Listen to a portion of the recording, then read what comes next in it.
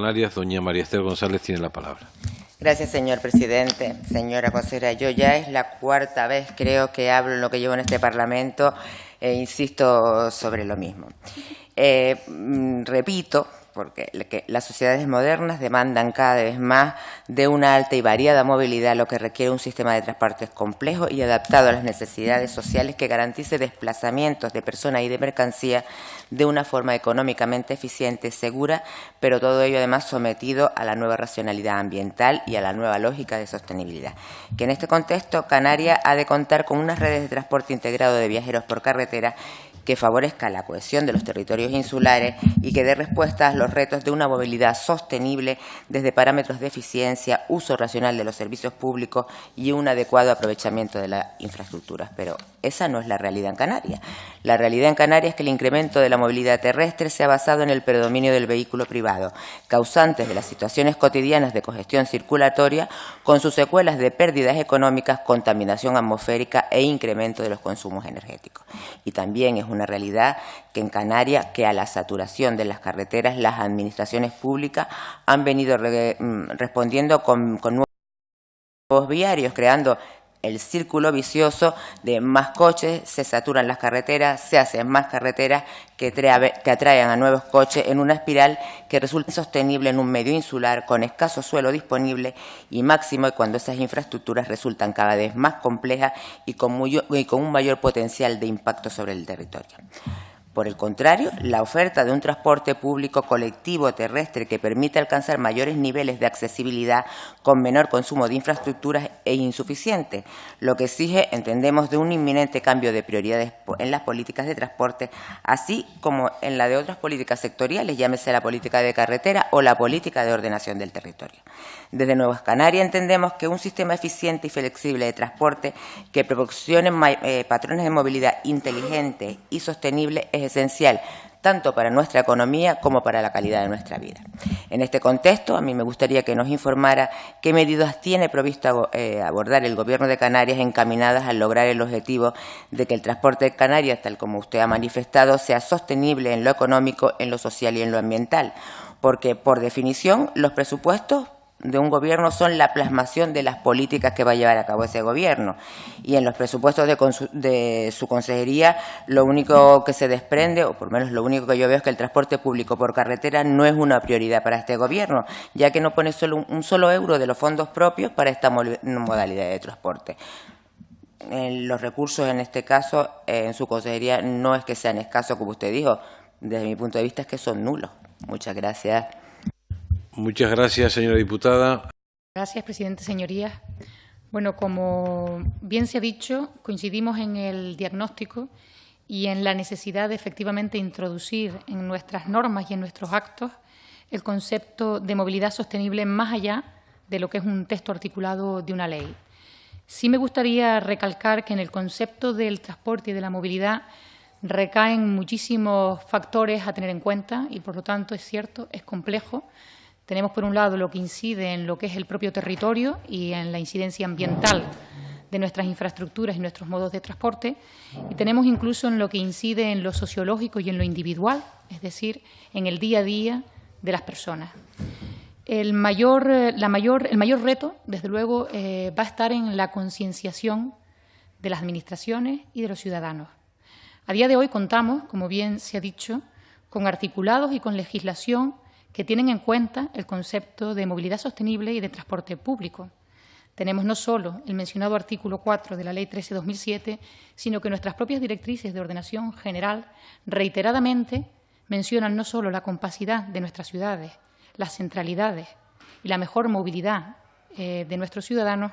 sino incluso todo aquello que protege el medio natural. Por tanto, quizás debemos incidir, y ahí es donde está el gran reto desde esta consejería, en el apartado de concienciar a nuestras administraciones y a nuestros ciudadanos.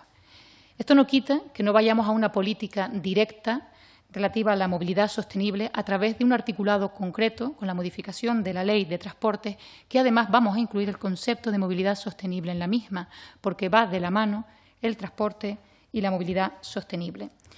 Cuando reitero la concienciación, Me refiero a todas esas coordinaciones con cada uno de nuestros cabildos y con cada uno de nuestros ayuntamientos para que al final no estemos hablando siempre de palabras, sino de acciones.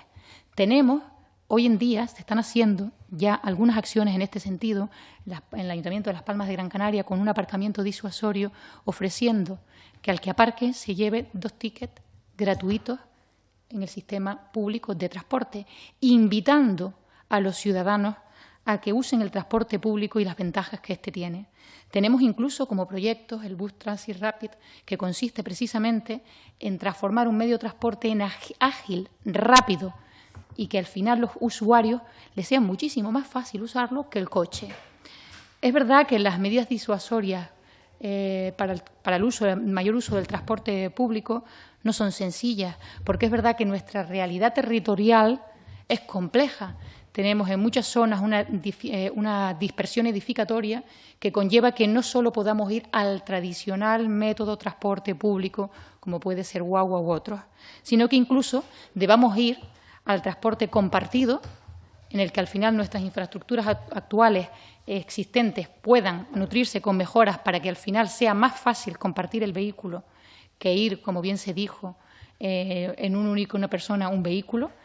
No es sencillo, es verdad que trae una política decidida, por un lado en el marco normativo y por otro lado en el marco de la concienciación. Pero esto tiene que hacerse con un análisis muy específico de nuestras realidades. Por eso les comentaba los proyectos del MOSOMAC, precisamente para instalar el concepto de movilidad sostenible en territorios archipielagicos,